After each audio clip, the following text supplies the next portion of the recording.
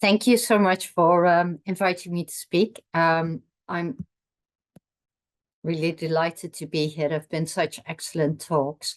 I'd like to talk about Alzheimer's disease and hormone replacement therapy. And I'm also speaking on behalf of my amazing PhD students, MJ Cook, who I believe is also watching, and Ahmed Begde, who helped me do our latest meta-analysis I'll review at the end. So I am a NICE committee member as dementia expert to update the new HRT and menopause guidelines. But the content of my talk doesn't reflect the opinion of NICE members or of these revised guidelines because it's based on different literature searches and different meta-analysis. I'll go through each of these points over the next slide. So I wanted to give a bit of an introduction. The basis of this idea that hormones could prevent dementia is as follows. So women have a higher risk of Alzheimer's disease. 65% of the estimated cases in the UK with dementia are thought to be women. And after the menopause, around the age of 50, 51, we see that women have much lower levels of sex steroids, in particularly estrogens, estradiol, a very potent estrogen, which we have seen in animal and cell culture studies can really protect the aging brain, particularly against all these factors implicated in dementia and in memory loss. So, the risk for Alzheimer's disease is thought to be higher in women than in men, but it's not always found. For instance, in more recent cohorts like the Framingham Heart study, that wasn't always found. Other studies only found this risk to be higher in women over 80 or 85, and this is age-specific incidence rates for Alzheimer's disease. This is a Swedish cohort here, where we can see that age-related incidence in Alzheimer's disease only becomes higher, significantly higher, after 85. And these are ELSA data, I believe by yourself, Darina. I came across some excellent paper where we can see also that risk only becomes significant after the age of 75. Now, nonetheless, according to the ERIC report on inequality in gender and dementia risk, dementia killed almost double the number of women compared to men, and in women has been the #1 cause of death since 2011. Now, if we look at this, what we see is that, yes, indeed, women have a higher risk of dying, a double risk of dying of dementia and Alzheimer's disease compared to men, but men tend to die more of ischemic heart disease. Now, when we look at these data, so I put these data together by age and gender, and what we can see is, again, that risk for dying of dementia really is the case in much older women, so over age 5 here, and that men seem to die much earlier in their 50s and perhaps even already earlier than that of ischemic heart disease. So this survivor bias, women surviving to an older age, and as age is a risk factor for dementia, as we've heard, could explain some of that difference that we see in the oldest old. Also, what we've heard from many of the speakers is that cardio and cerebrovascular disease risk factors such as obesity, hypertension, high cholesterol in midlife are also risk factors for dementia. So if men have more of these and then die of these of heart disease earlier, they cannot then go on to develop dementia. And also the men who did survive are perhaps less likely to have these risk factors. So these are some of the difficulties when we're looking at these data. So to some extent, could this just be survivor bias? Now, there are perhaps other reasons, because several people who've looked at this said, well, it could be that doesn't seem to explain all of the variants. So maybe it is because women after the menopause have so much lower levels of estradiol, this very potent estrogen, compared to age-matched men. And these were data I collected in Oxford from the MRC Challenge cohort. And here we can see men in green, and here we can see women in red. And when we look at these 3 points, those are women using hormone replacement therapy. So these women were doing this because at the time, people thought that estrogens might be able to protect them against dementia and heart disease. And also testosterone levels are, of course, much lower in women than in men. And that's very important because testosterone can be converted into estradiol, particularly in fat tissue. But also testosterone has its own protective effects in the brain, can act on androgen receptors there. Plus, even 1 nanomole of testosterone can be converted into 1,000 picomoles of estradiol. So that's a lot. That's higher than we obtain during ovulation normally. Now, if we look at natural menopause, we can see a gradual decline of estradiol and of testosterone. However, when women undergo surgical menopause, so they have the ovaries removed and often the womb removed, what we see is that there is a very rapid drop in estradiol and also a very rapid drop in testosterone. So this is very acute, very sudden. And this can have major consequences because estrogens, and this is a very old cartoon I made years ago to show what animal and cell culture studies have shown that estrogen can affect pretty much any mechanism implicated in dementia, such as we heard from the previous speakers, cerebral blood flow. If that is impaired, we can see ischemic heart disease and a dying and atrophy of the brain cells and what have you. Now, estrogens have long been known to protect the blood vessels against atherosclerosis, so that buildup of fatty deposits. Also, estrogens can maintain glucose levels. They interact with insulin, also insulin in the brain. Diabetes type 3 has been another name for Alzheimer's disease because of its role of impaired glucose metabolism. And then estrogens can stimulate, and this was very early on described, the branching of dendrites, because estrogen receptors in the brain are co-localized with nerve growth factor. Estrogens can protect against oxidative stress. They can act as antioxidant, and they can also affect A-beta toxicity. So these plaques that build up in the brain they're toxic, and estrogens can protect against them. They can influence other factors like cytokines, inflammatory factors, which can damage the brain and which are thought to perhaps play a role in Alzheimer's disease, and interact with genetics as well, and various other factors such as neurotransmitters and release and the effect on receptors. So Barrett Connor in 1998 already said, but the biological plausibility for estrogens to protect the aging brain against dementia is its strongest suit. So there are a lot of people who are believers, as Barrett Connor called it, in this effect. Estrogen should protect the aging brain. And if we look at recent media reports by, for instance, Davina McCall a couple of years ago presenting these data, we can really see that people want to believe that estrogens work to protect the brain. And indeed, when we see women who undergo surgical menopause, we can see here, so these are women with cognitive impairment versus controls. And the earlier that is done, if the ovaries produce the estradiol, the earlier these are taken out, the higher that risk is. And that is quite serious because this happens to quite a lot of women.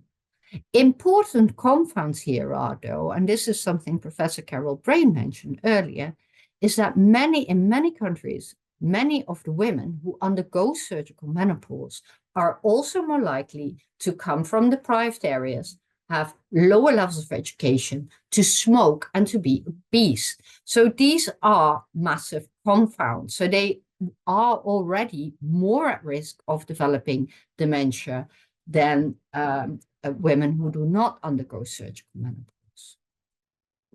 Now, this is one of the early studies, which is why I started looking at this. It was published in 1988 by Barbara Sherwin.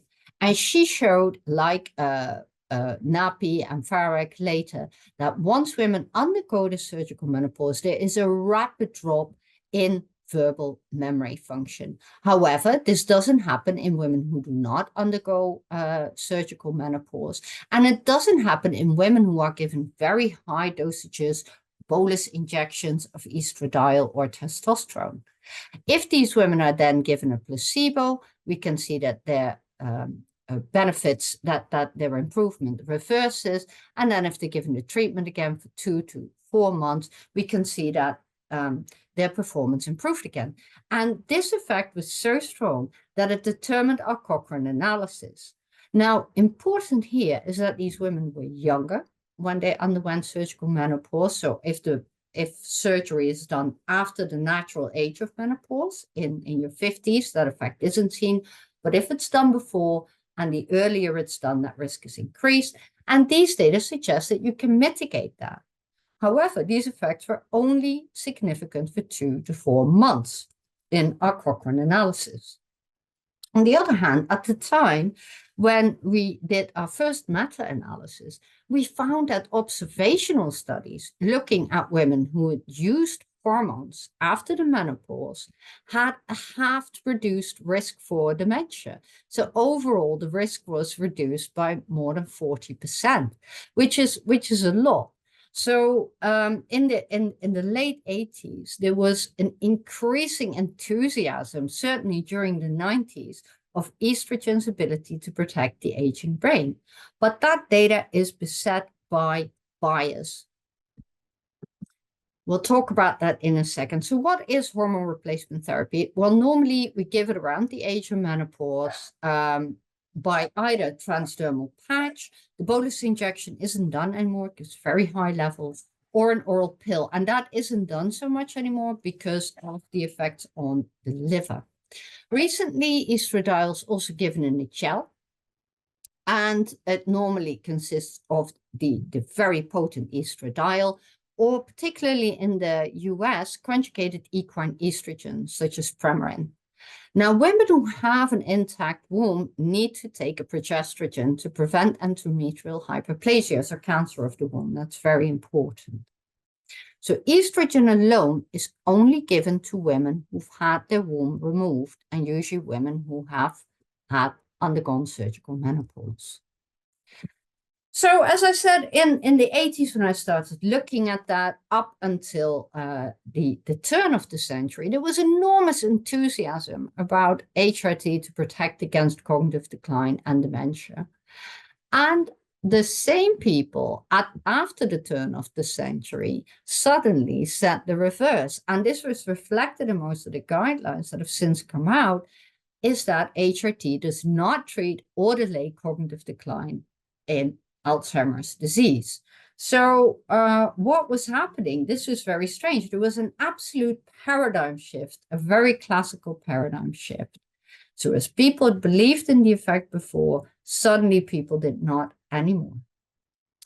And I was asked to by Wyatt, so that's a disclosure, to come and discuss some data, because the effect of these data were massive. And I was driving on my way to Cambridge when I heard this on the radio, and it really made me chuckle. The only thing HRT has not yet been accused of is global warming and aggravating the national debt. And this was true. You know, all of a sudden, from being this panacea, this elixir of life, it had turned into the worst thing ever. Now, what happened was the Women's Health Initiative memory study. And this study had been going on, and we were asked as a bunch of experts to come to the US to discuss these data because they were shocking. In this data, they showed, completely against all expectations, that HRT doubled the risk for dementia. And that already started within a year after taking it in these older women. Now, normally for women who are age 65, this type of treatment wouldn't happen because it's done for menopausal women around the age of 50. Here, they've done that because only after the age of 65 do we start seeing the dementias, the late onset dementias. And so the idea was that if they do that then and follow these women up for 5 years, and these data were from 5 years, then we could see an increase, or rather expected decrease in dementia, but instead the opposite happened. However, if we look at the data, we see that the numbers are tiny because this was done in thousands of women. And, yes, there was a double risk over the entire period, but the numbers were very, very small. Only 20 women who had taken estrogen and progesterone had Alzheimer's disease versus 12 women on placebo. So really, we have to be quite careful with this, but the effects were there. And as a result, many women stopped taking HRT overnight. Now, in women just taking estrogens, conjugate equine estrogens by itself, the women who didn't have a womb, who probably undergone surgical menopause before, that increased risk was not seen. So this pertained only to women who would normally undergo natural menopause and take a combination preparation. And so this led to the idea that there was a sort of window of time or a window of opportunity during which you could give HRT. So especially here, so we see women who've had their ovaries taken out, if they're not treated, and the earlier that's done, the higher their risk for cognitive impairment and dementia. And if these women are treated, according to Professor Walter Rucker, then that risk was not increased. And if their ovaries were spared, then they were protected against dementia. But if all the women would be treated, then their risk would be increased. So women over the age of 65. Now, we looked at some of the other data, and I'd done a study in the 90s where I found that in women who were perimenopausal, very highly symptomatic, when they were given oral estradiol and a natural progesterone, we could initially see benefits up to 3 months. It stabilized and then started to reverse after a year. And this was mimicked earlier in a large randomized controlled trial by Caldwell already in the 50s of women who had dementia, where they also saw a reversal of these estradiol effects after 18 months. So could there be further modification by age? Yes, but also duration of treatment. So with longer treatment, would we see a reversal of these effects? And in fact, in these studies, after 10 and 16 years, women who had also undergone the surgical menopause and taken estradiol for very long periods of time also had a higher risk of dementia. So this is completely against this entire biological plausibility idea. So what is going on? Well, when I went to Oxford, so I was invited to come and look at by Professor David Smith, who became a very important mentor, and we looked at levels of estrogens in women with Alzheimer's disease, because at the time we thought that these levels would be lower, so women with Alzheimer's disease would not be protected. But in fact, they were, if anything, higher. So there certainly wasn't an estradiol deficiency. And in these older women with dementia, the higher the estradiol levels, the worse their memory, and they also had smaller hippocampi. We talked about the pathology before. So this would only be found, though, if you use very sensitive assays. And I used about 3 different assays, and I consistently found that in women with Alzheimer's disease, the levels of estradiol were slightly higher, not lower. So I had a conference when I took up my job at Loughborough University, and I invited all the world experts to shed light on this because I didn't really understand. And Professor Robbie Brinton Diaz had found the following, which could perhaps explain why older people or people who took estrogens for a long period of time would have negative effects of estrogens. Now, what Robbie found was that in a healthy neuron, if you give estrogens, that neuron will be sustained. It will stay healthy. However, if there is damage to the mitochondria or the calcium channels, estrogens will make that damage worse. And that is with people getting older. So the longer you use it, the older you become, the more likely you are to have damage to the mitochondria and the calcium channels, and the worse estrogens will make that damage. And the same is the case for atherosclerosis. So estrogens can protect against atherosclerosis, but once the pathology takes place, estrogens will start making that worse. So this is quite a complicated story now. Now, what about treating women around the age of menopause, natural menopause, around 50 to 51, so the window of time theory?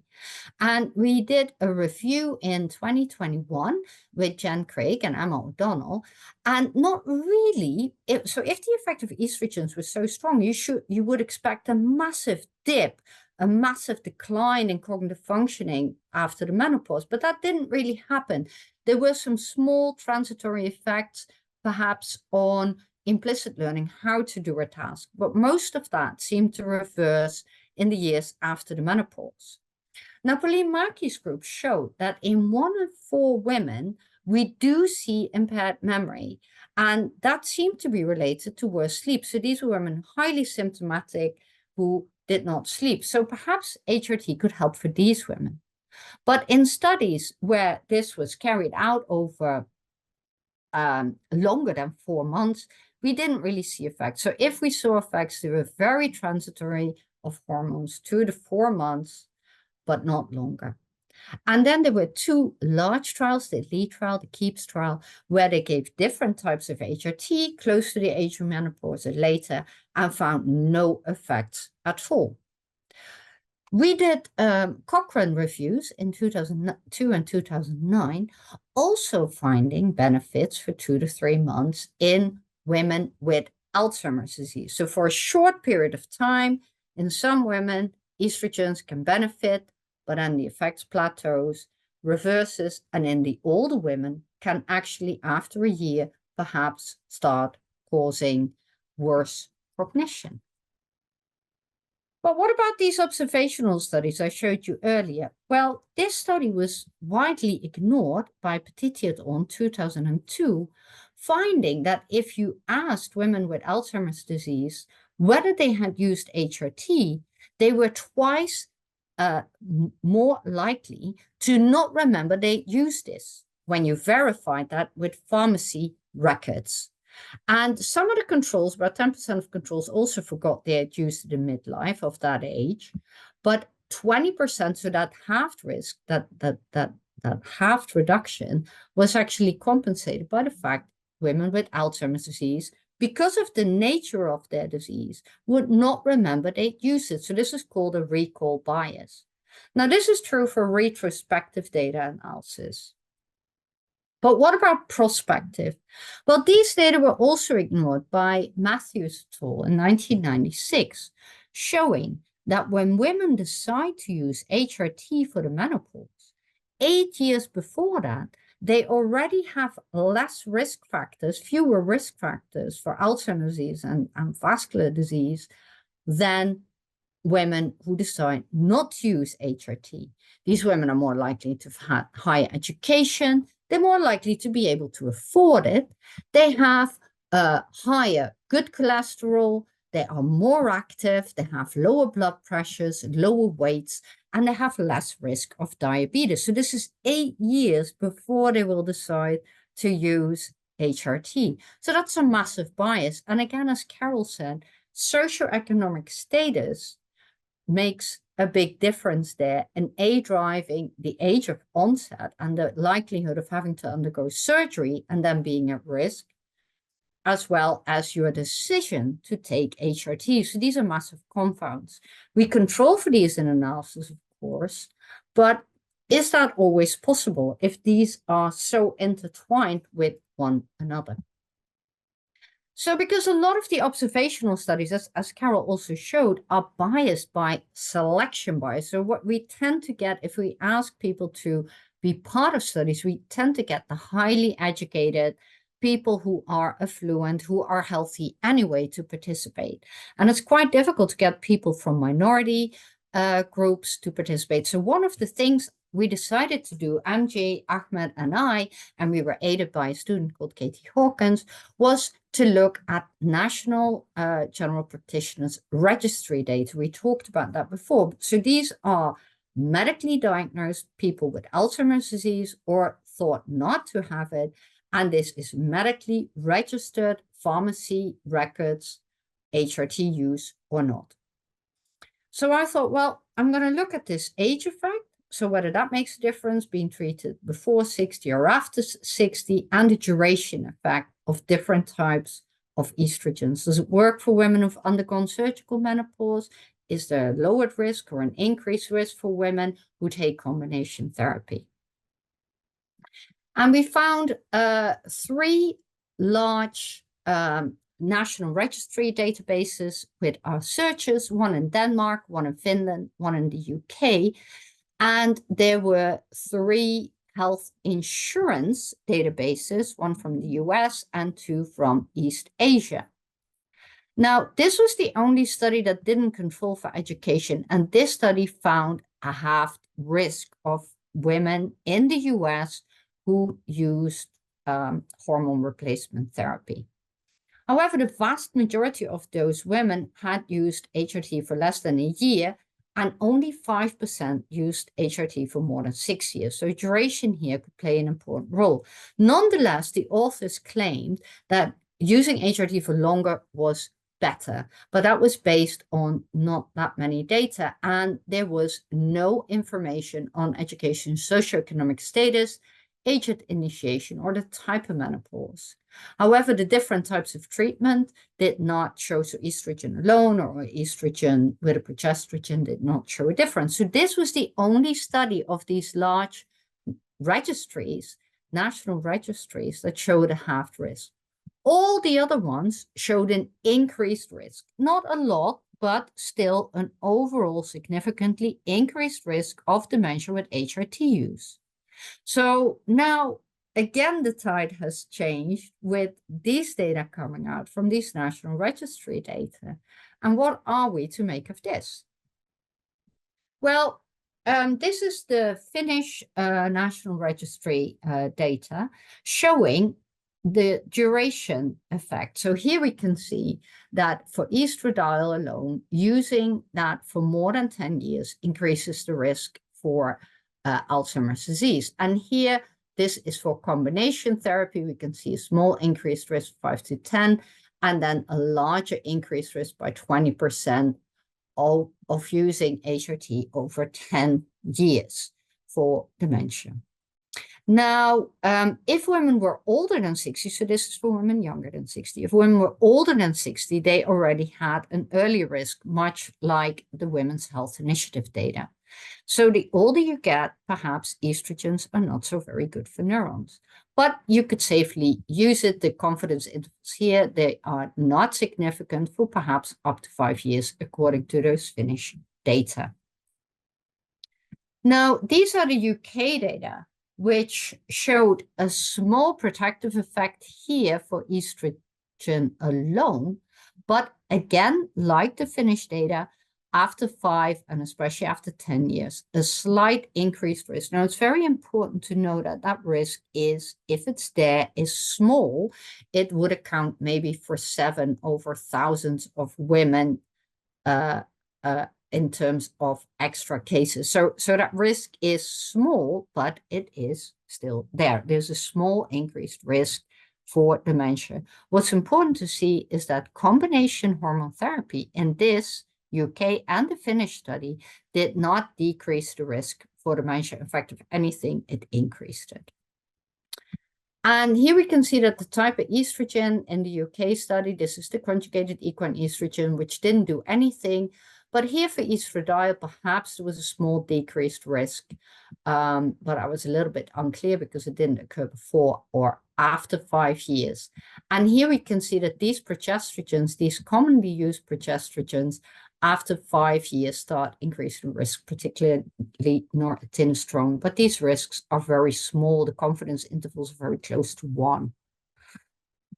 Now, we then stuck that data into meta-analysis, and this is for estrogen alone. So we looked at the different cohorts, stuck them into meta-analysis. This is now about to be published in Journal of Alzheimer's Disease, was an invited review. And what we see here is that there is no effect on taking estrogen alone in women under 60. So women who had taken estrogen alone, who had undergone surgical menopause, were not protected, irrespective of duration of use. And over 60 is a small increased risk here for these women using estrogen alone. And after that, the numbers, after using that 3 to 12 years, the numbers just become too small. We can see very large confidence intervals to make any reliable estimates.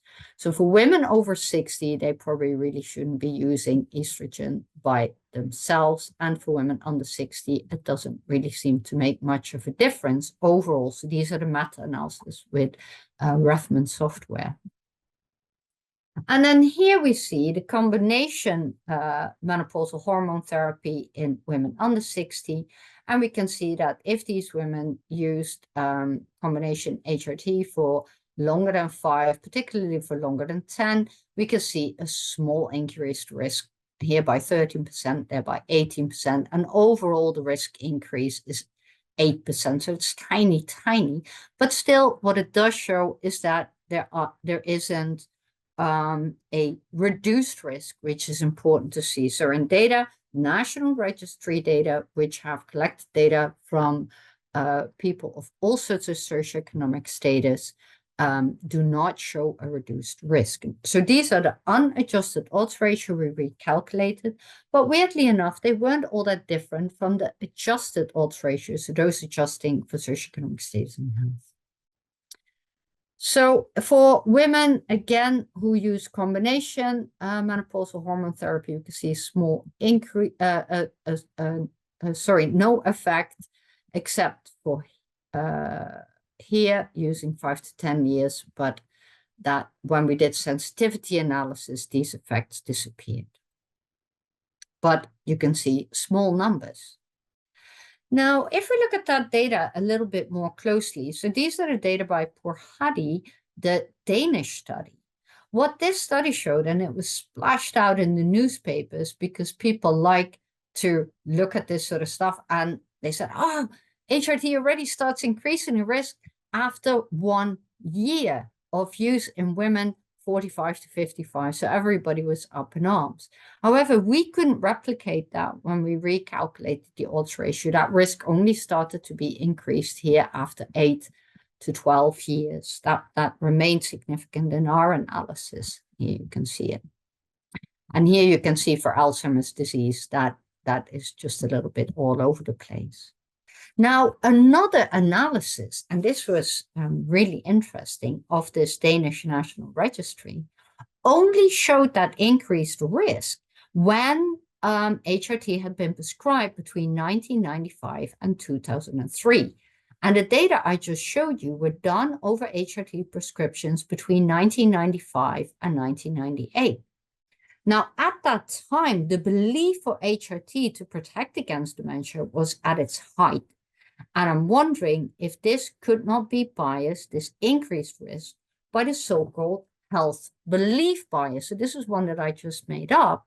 So because people were at risk and people believed for Alzheimer's disease, for heart disease, believed that HRT would help, they were then treated for this with HRT, but their risk was still higher because, as we've seen, HRT probably doesn't really help, and if anything, might make it a bit worse. And here we can see the UK data, indeed substantiating that the use of HRT started increasing in women for whom normally this wouldn't be prescribed for so long, women over 60 certainly, and that stopped after the WHI data came out.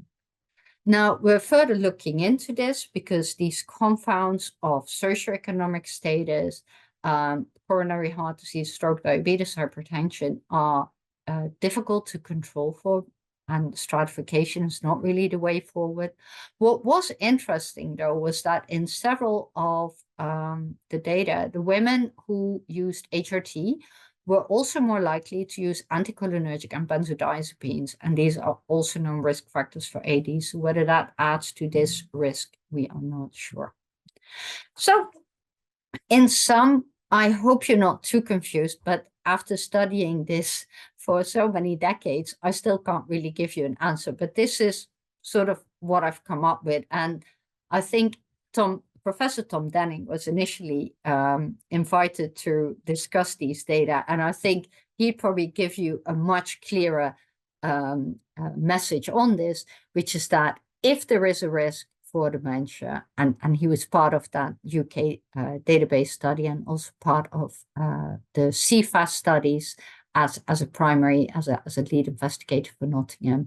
And what he said is, if there is an increased risk, it's tiny, it's probably negligible. So you probably shouldn't really stop taking HRT if it's of benefit for you for menopausal symptoms. You can safely do it for probably up to 5 years. And after that, because we always see a slight increased risk for breast cancer, but after 5 years, meta-analysis done show that there is suddenly a much more increased risk for breast cancer. So I personally wouldn't, and I haven't taken it for longer than 5 years. If there are beneficial effects, they're very small. They may be explained by the effects on improving your sleep, because it certainly does that. Certainly reduces HRT, certainly reduces flushes and night sweats, which can interrupt your sleep. And we all know that if you haven't slept well, that our memory isn't very good. Whether the effects really are negative with prolonged use is to be determined. I think it depends on your health status, and that is, as we have seen in the data from Carol, for a large part determined by socioeconomic status, people who can engage in healthy lifestyles, who have been engaging in healthy lifestyles since they were children, because the probability that you have good socioeconomic status is improved by your parents having good socioeconomic status. So these data are very difficult. They are marred by biases, but instead, rather than to focus on HRT, what we need to do is use a multidisciplinary lifestyle, including reduction of smoking, alcohol, blood pressure treatments, perhaps focusing on diets, the Mediterranean diet, reducing salt, and regular exercise. Not only does that reduce the risk for Alzheimer's disease in later life, but our studies have also found that it can reduce the menopausal symptoms in women, depending on the particular programs that are used. So as Carol said, prevention of dementia really requires a lifelong approach, and that starts in the womb. We've done lots of work in Indonesia, finding that pollution is an important risk factor for dementia. And then during gestation, epigenetic effects, a healthy womb are very important.